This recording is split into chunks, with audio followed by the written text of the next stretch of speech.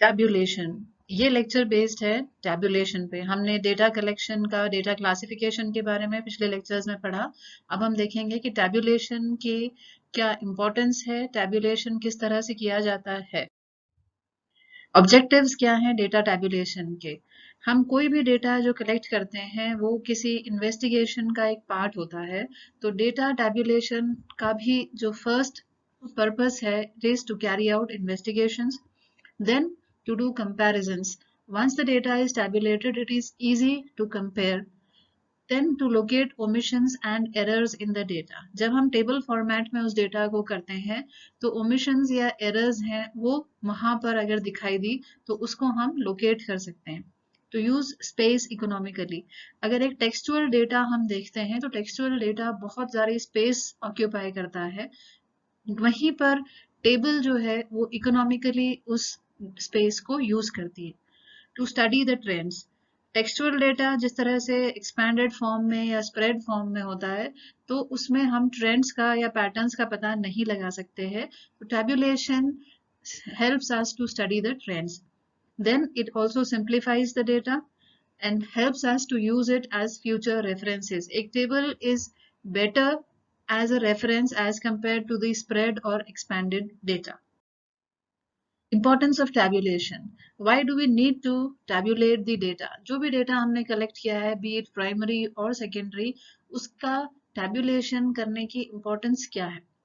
जब हम tabulation करते हैं तो data is divided into various parts और for each part there are totals and subtotals.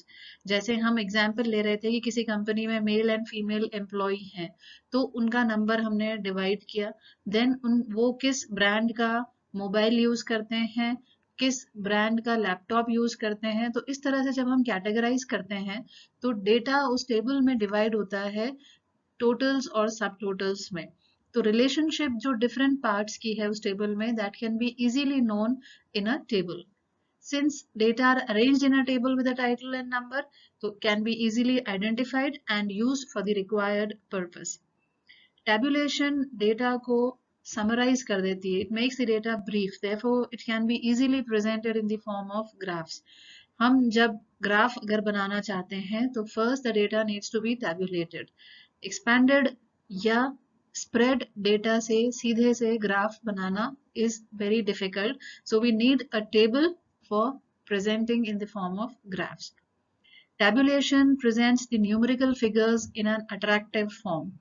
अगर हम एक लंबी स्ट्रिंग ऑफ नंबर्स ले लेते हैं और उसके कंपेयर करें एक टेबल में हमने बिल्कुल डिवाइडेड फॉर्म में कैटेगरीज रखी हुई हैं तो a table appears more attractive as compare to the spread data. Importance of tabulation कि it makes the complex data simple and so it becomes easy to understand the data. जैसे हमने देखा था कि ट्रेंड्स इजीली उसमें पता चल जाते हैं, पैटर्न्स पता चल जाते हैं। This form of presentation is helpful in finding mistakes. So if there is any mistake during collection of data or input in the table, so it makes clear in so that we can find mistakes. Tabulation condenses the collected data. जितना भी data है उसको हम condensed form में एक table में represent कर सकते हैं। जैसे कंडेंस फॉर्म में हुआ तो now it makes it easy for analysis. तो इजी एनालिसिस के लिए tables are important. It is a very cheap mode, it saves time as well as space. Space का हमने देखा या कि एक स्ट्रिंग या स्प्रेड डेटा जितना स्पेस ऑक्यूपाई करेगा टेबल में उतना ही अमाउंट रिड्यूस्ड हो जाएगा and it's a cheap mode to present the data. Summarise करता है एक लार्ज स्कैटर्ड डेटा का, so the maximum information may be collected from these tables. जब भी हम एक टेबल बनाना शुरू करते हैं किसी भी डेटा के साथ में तो उसके कुछ पर्टिकुलर रूल्स होते हैं which are not hard and fast rules, but for constructing a good table some general rules should be followed for interpretation, statistical analysis. Therefore the rules which are not hard and fast but should be followed for constructing a good table. सबसे पहले हम जो भी table अगर बना रहे हैं it should suit the size of the paper. हम किस तरह का, किस साइज का पेपर उस टेबल के लिए ले रहे हैं फॉर प्रिंटिंग और for manually preparing the table. So it should suit the size of the paper and the width of the column should be decided beforehand. हम जितने columns उसमें लेना चाह रहे हैं उनकी width should be decided. पहले से हम decide करें कि ना तो कोई column बहुत ज़्यादा बड़ा हो ना कोई बहुत ज़्यादा छोटा हो. So that should be decided prior. Number of columns and rows, या ना तो ये बहुत ज़्यादा होने चाहिए ना बहुत कम होने चाहिए. So they should be balanced number of columns and rows. As far as possible, figures should be approximated before tabulation, which would reduce unnecessary details. कई बार हम decimals में या numbers को मल्टीपल डिजिट्स में अगर हम वहाँ लिख रहे हैं तो उनको अप्रोक्सीमेटेड कर देना चाहिए. सपोज हमने 10.1156 इस तरह का हमारा डेटा है तो it should be round of कि हम उसको 10.11 लेंगे यानी 2 डेसिमल प्लेसेस तक लेना है, या उसको टोटली राउंड ऑफ करना है कि 10 से ऊपर 10 पॉइंट अबव होते ही हम उसको 11 में इंक्लूड करेंगे. तो इससे अननेसेसरी डिटेल्स बचेंगी और statistical analysis में भी it would be helpful. Items should be arranged either in alphabetical, chronological or geographical order or according to size. जब भी rows और columns में हम कोई data लिखते हैं तो it should be arranged either in any of these forms, कि अगर हम year wise ले रहे हैं तो chronological ले रहे हैं, अगर हम किसी नाम से ले रहे हैं तो it should be in alphabetical order, या फिर according to size it may be in ascending or descending series. Subtotal and total of the items must be written. हम जो भी rows और columns बना रहे हैं, divide कर रहे हैं items को, उनकी subtotal और total भी वहाँ पर mention होनी चाहिए. अगर ज़रूरत हो तो percentages may be given in the tables. अगर हमारा डेटा इस तरह का है which requires percentages या उसको percentage में भी express करना है तो they may be given in the tables. Ditto marks should not be used. कभी भी जब हम डेटा मान लीजिए 2 रोज में सिमिलर 20 इस तरह से डेटा रिपीट हो रहा है तो उसको हम डिट्टो मार्क्स से, जो दो कॉलम से, दो कॉमा से या इन्वर्टेड कॉमास से रिप्रेजेंट करते हैं डिट्टो, वो वहां नहीं होना चाहिए. टेबल में न्यूमरिक वैल्यू ही हमेशा लिखी जानी जरूरी है. Then table should be simple but attractive. Table को बहुत ज्यादा कॉम्प्लेक्स नहीं बनाना है. इट शुड बी सिंपल कि data can be easily seen, visible, and उसके साथ साथ it should be attractive. Table should be logical, well balanced in length and breadth, और comparable columns should be placed side by side. कोई भी table जो हम बनाते हैं it should have a logic, कि वो लॉजिकल, वहां पर जो हमने कैटेगराइजेशन किया है उसके कॉलम्स और रोज, उनकी विड्थ, तो वो लेंथ, ब्रेथ वेल बैलेंस्ड होना चाहिए. और जिन पर्टिकुलर आइटम्स को हम कंपेयर करना चाह रहे हैं उन कॉलम्स में या उस टेबल में, वो साइड बाय साइड होने चाहिए, ना कि they are separated by a number of columns, कि फिर उसके बाद वो नेक्स्ट कंपेयरिंग कॉलम आए. जब हम कंप्यूटराइज्ड टेबल बना रहे हैं तो लाइट, हैवी, थिक या डबल रूलिंग्स हम वहां पर यूज कर सकते हैं फॉर सब columns, main columns and totals. वो डिमार्केट करेंगी कि मेन कॉलम कौन सा है, उसका सब कॉलम कौन सा है और टोटल कौन सा है. तो थिक या डबल रूलिंग, हैवी या लाइट लाइंस हम यूज कर सकते हैं for attractive table. For large data more than one table में बी यूज्ड. कई बार डेटा बहुत ज्यादा बड़ा होता है तो it is not necessary that हम सारा डेटा उस एक टेबल के अंदर ही पूरा का पूरा इंक्लूड करें. तो we can prepare more than one table. जब भी एक टेबल बनती है तो इट हैज सम पार्ट्स. एक आइडियल टेबल की पार्ट्स क्या क्या हो सकते हैं? First is the table number. हम कहीं पर भी रिसर्च में अगर या अपने थीसिस में या अपने डेटा के एनालिसिस के लिए जब टेबल्स यूज करते हैं और हम एक से ज्यादा टेबल्स अगर यूज कर रहे हैं तो the first part of an ideal table is the table number. a number is necessary to be allotted to the table for identification जब बहुत सारी tables उस study में हो, so that we can refer to table number 1 or 2 or 3. इस तरह से उसका एक number हमेशा हमें उस table का देना है.